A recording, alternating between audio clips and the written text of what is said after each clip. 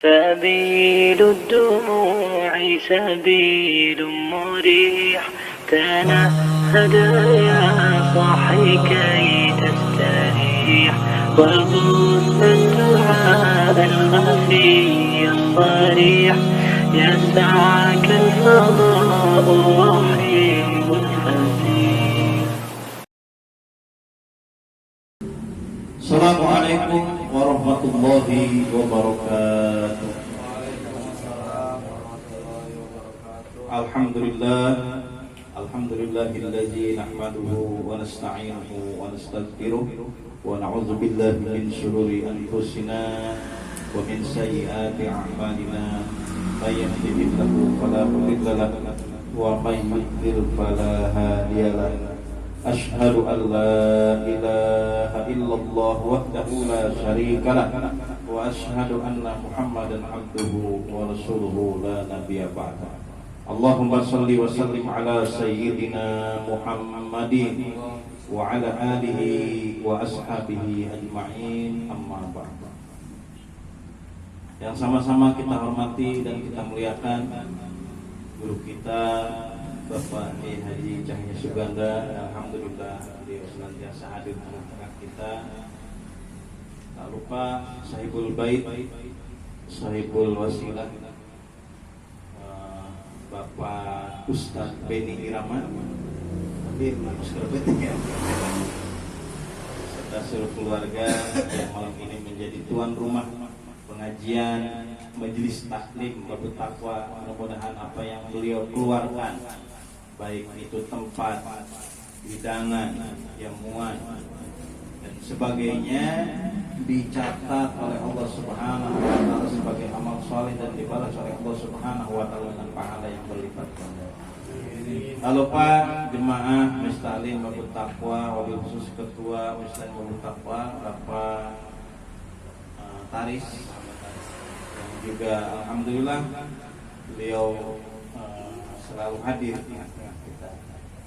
Puji dan syukur marilah kita panjatkan kehadirat Allah Subhanahu wa taala atas curahan nikmat dan rahmat-Nya lah.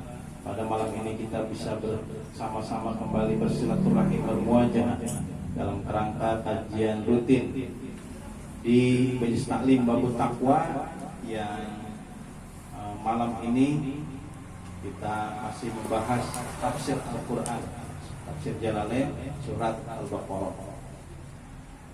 Salawat dan salam semoga selalu tercurah pada junjungan kita baginda besar Muhammad sallallahu alaihi wasallam beserta keluarga, sahabat dan para pengikutnya hingga yaumil qiyamah.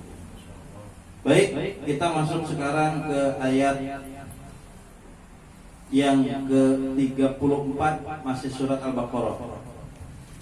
Dari yang baca. Baca. Dulu ya? Iya. Wa iz qulna lil malaikati isjudu. A'udzu billahi minasy syaithanir rajim. Bismillahirrahmanirrahim. Qulna lil malaikati isjudu li adama fasajadu illa iblis aba wastakbar wa kana minal kafirin. Shadaqallahul azim. A'udzu billahi minasy syaithanir rajim. Wazkur, dan ingatlah, izkulna tatkala kami berfirman, Allah Subhanahu wa taala berfirman, lil malaikati, kepada para malaikat, usjudu, sujudlah kalian, li Adam, kepada Adam alaihissalam. Sujud dan tahiyatin, yaitu sujud dalam artian sujud penghormatan, bil inja'i bi'in hinai, dengan membungkukkan badan, ya, membungkukkan badan. Jadi bukan sujud kepalanya sujud seperti sholat, bukan, tapi sujudnya membungkukkan kayak orang Jepang. Nah, orang latihan karate kan bungkuk tuh. tapi bungkuknya di situ bukan menyembah Nabi Adam, tetapi bitahiyah, menghormati Nabi Adam alaihi salam. Ini yang sering saya sampaikan ya beberapa kali. Perbuatan itu kadang tidak mewakili isi hati dan pikiran. Bahkan ucapan pun kadang tidak mewakili isi hati dan pikirannya. Ada laki-laki yang ngomong ke perempuan, ya, misalkan topik ketemu rekan kerjanya yang cantik, dia ngomong tuh, ibu cantik banget, padahal dia mau minjem duit tuh ngomong kayak gitu.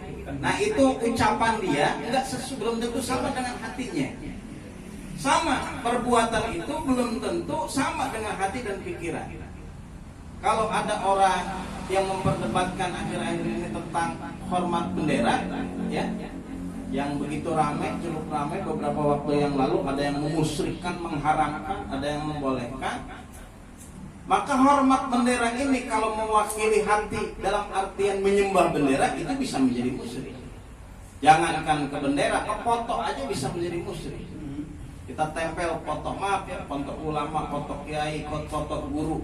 Tapi di samping dipajang untuk foto para wali dipajang, juga dikultuskan. Mau makan, ya disuguhin dulu, maaf mau makan dulu kiai, gitu, ke foto. Boleh nggak kayak gitu? Nggak boleh. Ada kemusyrikan, ada pengkultusan di sana. Kalau pas saat nyembah bendera, saat hormat bendera, tapi hatinya dan pikirannya dia menyembah, mengkultuskan bahwa bendera itu bisa memberikan manfaat dan mudarat kepada dia atau ke negerinya, itu akan jatuh musyrik. Tidak boleh. Tapi kalau hormatnya hanya sekedar bitahiyah, menghormati, memuliakan karena itu lambang negara, boleh. Ya. Hanya seperti Ormas Islam NU Muhammadiyah itu membolehkan upacara hari Senin, membolehkan hormat bendera. Yang penting niat dalam hati dalam menghormat bendera itu adalah untuk menghormati bitahiyah, bukan arti menyembah. Sama tatkala Allah Subhanahu wa taala memerintahkan kepada para malaikat untuk bersujud kepada Nabi Adam, tapi bukan bersujud meletakkan kepala ke tanah, ya, ke kakinya Nabi Adam, tapi disujud di situ membungkuk maksudnya. Bi'inhinai, itu juga tujuannya untuk memuliakan Nabi Adam alaihissalam. Kalau disuruh menyembah, suruh sujud menyembah, berarti kan Allah sudah nyuruh ke malaikat berbuat musyrik. Gak mungkin.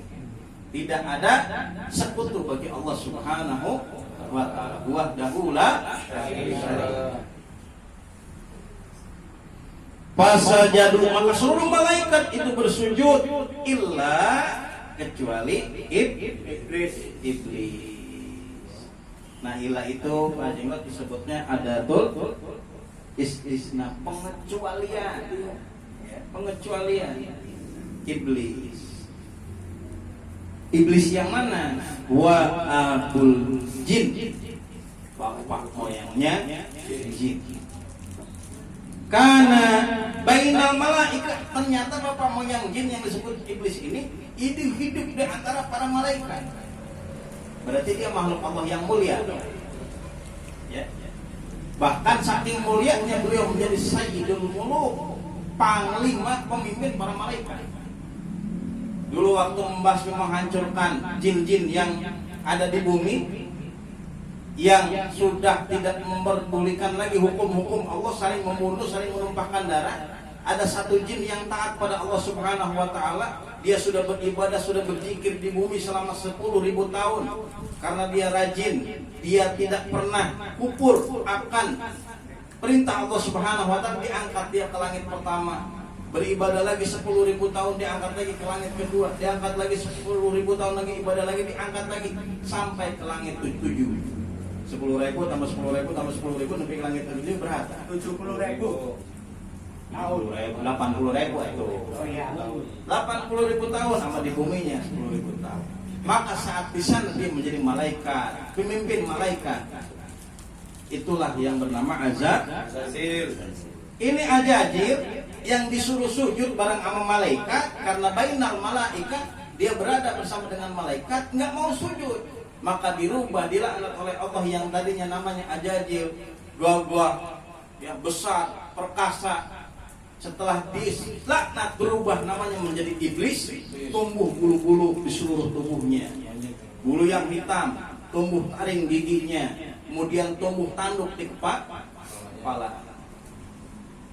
Dialah iblis, bapak moyangnya jin.